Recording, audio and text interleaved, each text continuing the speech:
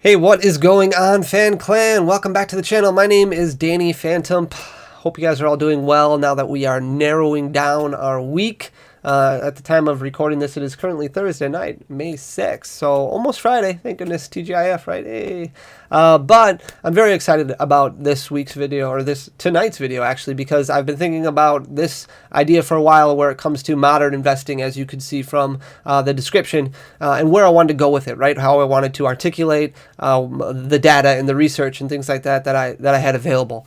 And then give you my opinion on what that data and research means, so that way you can make educated decisions. I'm not an investment channel or anything like that. I just want to make sure that I can provide the right numbers, so that way you can make the best decisions on how to spend your money, or if you've already spent your money, what you can expect, out of a return or something like that. So I've been thinking of different ways that I want to word it and how I want it to come across. And then I sat down with Jake from Polka Economics last week in a video that he recorded on his channel, where we touched on modern a little bit and talked about it from an investment standpoint and what our thoughts and opinions were on it.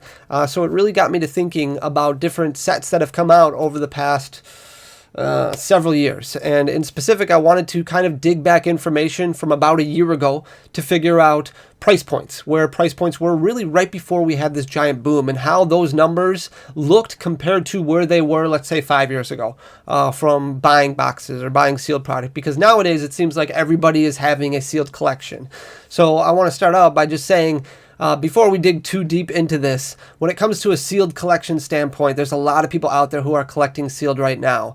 And I want you guys to take everything that you hear, especially when it comes to YouTube, with a grain of salt, because a lot of people, I will be completely upfront and honest with you, nobody knows where the market is going to be going, 10, 20, 30 years down the road. The only people who had any idea, I mean, if you would have told people 25 years ago to stuff away a bunch of base set booster boxes and jungle set booster boxes and fossil set booster boxes, nobody was even thinking about it. Very few people were, and that's why there's so limited product that's on the market right now. But nowadays, a lot of people think, well, history repeats itself, and the game has gotten to be so crazy, the hobby has gotten so crazy, that a lot of people are out there buying up sealed product, and have been buying up sealed product for the better part of 6 months now.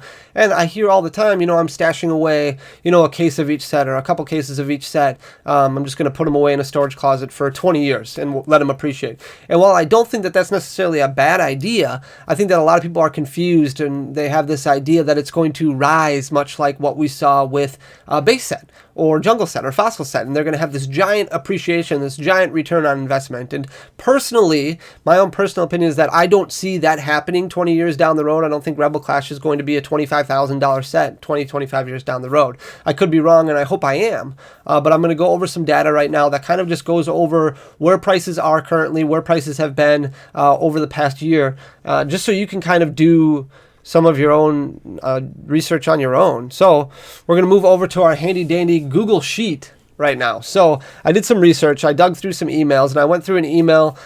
This is the important thing right now that I want to highlight, and this is from February 21st, 2020. So I had sent an email back and forth with my distributor on this day, looking over booster boxes that were in stock, what I could buy them for, just because I was trying to get an idea for inventory and things like that. So on the first column A here is going over release date of the set, and column B here is the set name. So I went basically from every set of Furious Fists on. So every set from Furious Fists on. And the reason I chose Furious Fists is because that was the oldest set that my distributor had in stock.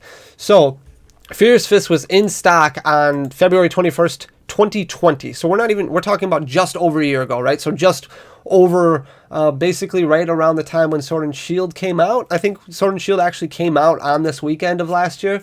So I could order a box of Furious Fist for $185. Now, it seems kind of crazy because that is a high price for a set that's technically in print, but I guess that set had been out for a while as of last year. So when Furious Fist came out, it was actually August of 2014, so this is, February of 2020, so that set had been out already for 6.5 years, basically. So $185 for a set that's 6.5 years old. Nowadays, if you look at that, you're like, holy cow, that's a great deal, $185, but it was priced at that point for a reason. Nobody was really buying it. It wasn't being stocked because it just wasn't selling.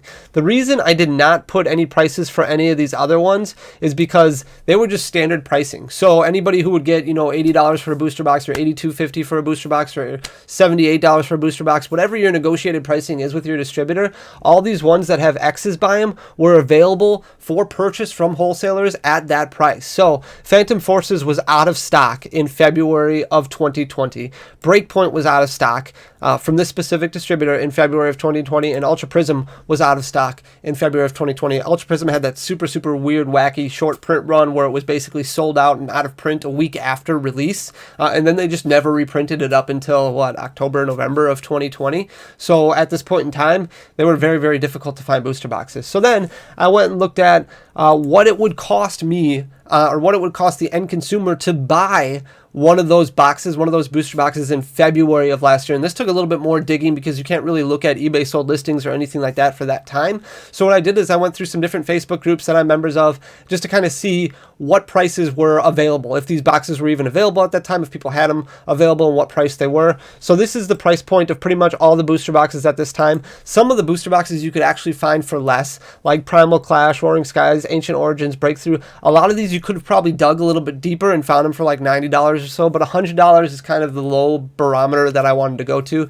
just because it's an easy number to work with. But $100 for a booster box was basically the going rate. So when we sold Rebel Clash for a pre-order, for example, we sold it for I think $95. Same thing with Sword and Shield. Same thing with pretty much all of these sets, all the way back through Steam Siege. Fates Collide, Steam Siege. I think Steam Siege was our first like set where we took pre-orders for, and I think we were at $95 for pretty much everything, and $100 was kind of like a common thing. A lot of places sold for less, some places sold for a little bit more, but $100 is about the average. So you could find booster boxes of pretty much any set in February of last year, except for Roaring Skies, which was selling at about $250 for a booster box. Imagine getting a Roaring Sky or a Furious Fist booster box. I think I misspoke. Furious Fists selling for $250. Imagine getting a Furious Fist booster box right now for $250. That'd be absolutely insane. So cool.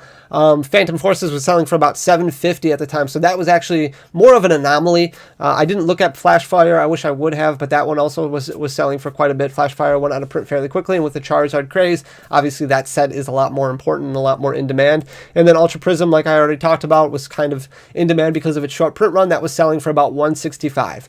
Then today, I went and looked at the last sold listings on eBay, and I kind of just based it off of if it's sold for a buy it now price or if it's sold with bids. I didn't want to go any auctions that had a best offer price or anything like that. So the last sold for Furious Fists was $1,250. Phantom Forces was $1,500. $465 for Primal Clash, $445 for Roaring Skies, $625 for Ancient Origins, $475 for Breakthrough, $379 for Breakpoint, $450 for Fates Collide, $250 for Steam Siege, $860 for Evolutions, $220 for Sun and Moon Base, $250 for Guardians Rising, Burning Shadows was $450, Crimson Invasion was $170, Ultra Prism $370, Forbidden Light $370, $460 for Celestial Storm, $500 for Lost Thunder. Team Up is super expensive, $800 for the last booster box sold, $400 for Unbroken Bonds. I think that this one came down quite a bit. Otherwise, you'd be seeing it close to that $800 mark. But since we had a small reprint at the end of last year, it came down to earth a little bit, which is nice. $400 for that. $360 for Unified Minds, kind of the same thing with that little reprint. $570 for Cosmic Eclipse, so that one's getting pretty pricey. $175 for Sword and Shield base, and then $190 for Rebel Clash. So a lot of people had the opportunity of buying these on release for $100 or less. And if you really got into the game, let's say February of last year, got into the hobby of February of last year, you were able to get pretty much all these boxes at $100, and now this is basically what they're worth. So if you're looking at profit numbers, I mean, $1,000 of profit for your Furious Fist box and everything else, you're looking at pretty decent profit numbers, minus, I guess if you want to call a bad profit number of $70, I don't think that that's bad, considering the fact that it's up $70 in a year. Crimson Invasion, you're looking at $75 for Sword and Shield, you're looking at $90 profit for Rebel Clash. Pretty good. The reason that I have these numbers bolded right here is because this is when we saw kind of our last boom in Pokemon. Evolution saw a major uptick in competitive play, a major uptick in hobby collectors, things like that. So there was a huge demand increase, not nearly what we're going through right now, but there was a gigantic demand increase at the time of Evolutions. It was not too long after Pokemon Go had come out, so a lot of people were still feeling the Pokemon Go craze, and then all of a sudden they had this nostalgic feeling of the Evolution set where it was like a base set reprint in November of 2016, so a lot of people started getting back into the cards and started generating interest in that level. So that lasted only about 4 sets, and that's really where you saw the price of bulk kind of see this giant crash. Bulk was selling for about 6 and maybe 7 cents in some areas around the time of Evolution, Sun and Moon, Guardians Rising. And then right after Guardians Rising came out, bulk crashed. And there were some events where vendors were paying 1 cent per every 1,000 bulk cards, or 1 cent per card basically. So 1 cent for every common and uncommon, which is absolutely crazy. Then it went to 2 cents, and now it's kind of stabilizing, at 3.5, 4 cents, somewhere around there. So this was kind of our last craze right there. But you didn't see a change in price. And that's what's crazy to me is the demand was there, not nearly what it is now, but the supply was also there. And there was also a decent amount of backstock available. So we had this really weird perfect storm last year after Rebel Clash came out, where Darkness Ablaze kind of started feeding a lot of people into this. And then you had Vivid Voltage, which was short printed. And that's when you really started seeing all these boxes just go out of stock like crazy left and right. And then there was nothing left up until recently when you had Steam Siege go out of stock, and Crimson Invasion go out of stock, and Guardians Rising, these sets that were printed a lot but kind of less in demand, now they're starting to go out of print. So if we're looking at things and breaking it down from a profit per year standpoint, and that's kind of what I wanted to do, just to give you an idea. If you invested in, let's say, one box every single set release, what would your profit per box be? So if you invested in August of 2014 in one Furious Fist box, you bought it for $100. Right now it's selling for $12.50. You would have made $1,150, during that span of time. But let's say you went in and bought one box of everything last year in February. This would basically be your profit per year breakdown. So there's a lot of people who got into the seal game at, the summertime of last year. So they were probably able to find boxes at close to this price.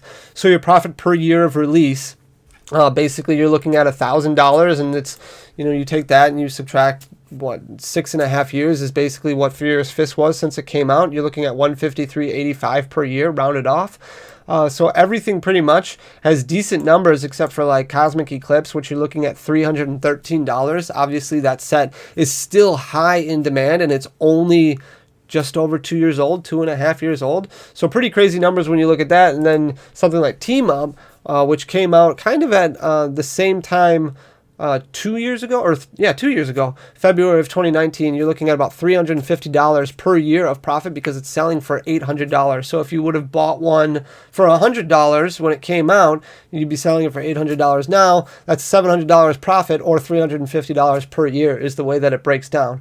However, and this is kind of what the important thing is in this video. So this is the most important thing that I want you guys to take out of. You also have to remember all of these boxes were available at $100 as of February of last year. So if you're investing $100 in Primal Clash, let's say in 2015, when the set comes out, so you're somebody who's like, I'm just going to buy a box of every set, put it in a storage closet, never look at it again for 5 years, and then I'll sell it. If we go into a dip where demand does go down and supply does not meet, or supply doesn't meet that demand because there's so much supply available, like what we had available in February of last year, that $100 for Primal Clash is the same price you probably would have paid or been able to find it for 5 years ago. Or 6 years ago in this case. So the appreciation level of that was nothing. There was no appreciation level of it. Now, you didn't lose any money. And I know Rudy from Alpha Investments, he's talked about this before too with Roaring Skies and things like that. You're not losing money when it comes necessarily to sealed product, but there is the potential to not gain money. And I don't want you guys to get focused on these gaudy numbers here that you see where you're getting these giant increases, because this is the number that you really want to look at. What did these numbers, what did these boxes, what did the sealed product sell for? Last year at this time, or about last year at this time. And we're talking all the way back to February of 2015, where boxes that came out after that were selling for $100 a piece. Every single box, every single set that came out was available to find at about $100 a piece, except for Ultra Prism.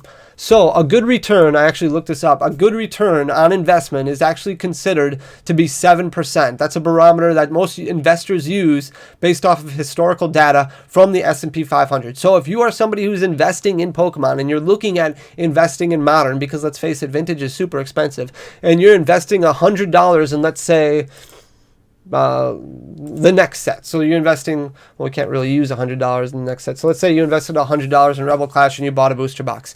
By this time, you'd be looking at that box to be worth about $107. Now it's not, it's worth $190, but you'd be looking at a good return of about $107 or $7. So that box to be worth about $107. 7% every year. So then you would want 7% on top of that $107 for the next year. And then whatever that would be, $119 or $115, something like that. You'd want 7% more the year after that, and so on and so forth.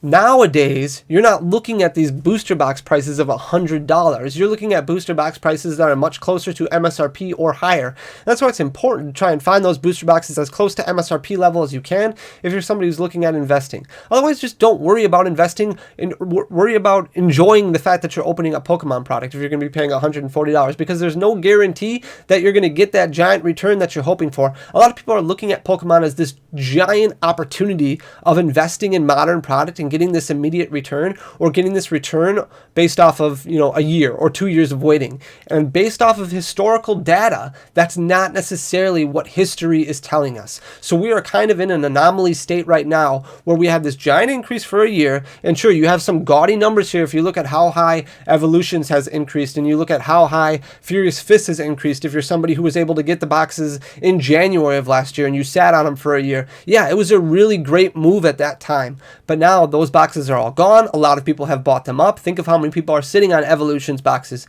Sun and Moon base boxes, Guardians Rising boxes, Burning Shadows boxes. There was a lot that was available in February of 2020, and those didn't sell out. Those didn't go out of print until, August, September of last year. So there was a lot that kind of fed out into the market. So we should be focusing more on these smaller returns, these smaller gains, 7%, 10%, something like that year over year, instead of these gigantic numbers where you're getting, profit per year numbers of $170 or $350 or anything like that. When you're paying $140 per box as opposed to $100 per box that you may have paid a year ago, everything changes. So is the market going to keep up? That I don't know, and that nobody is going to know. We've already seen dips in vintage. Modern seems to be going strong still, especially with the 25th anniversary coming up. But this is just information so you can make educated decisions on the best way to spend your money moving forward. A lot of boxes are going to continue being available, and you also have to worry about sets getting reprinted, especially from the Sword and Shield block on.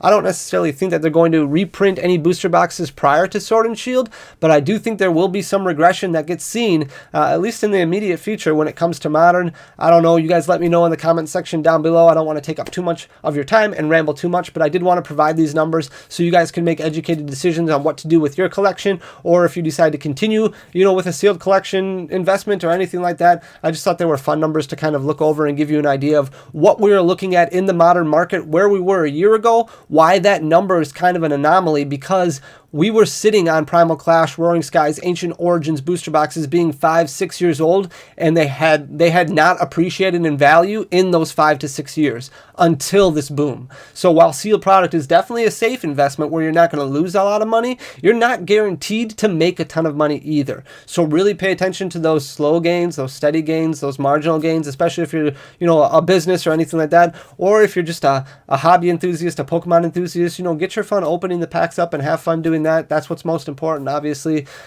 Thank you very much for everything, guys. I really do appreciate it. I'm not going to take up any more of your time with these numbers, but I hope you enjoyed it. Like I said, I was very excited to kind of go over these numbers and just kind of talk shop with you guys. So please leave a comment down below. Make sure to hit that thumbs up button. Subscribe if you haven't already subscribed. I really, really do appreciate it, guys. I'm going to leave a link in the comment or in the description down below to join our Discord server if you want to find us on Discord. We've got a really great group of guys over there who are constantly talking about Pokemon. So feel free to come in and join. It's a lot of fun.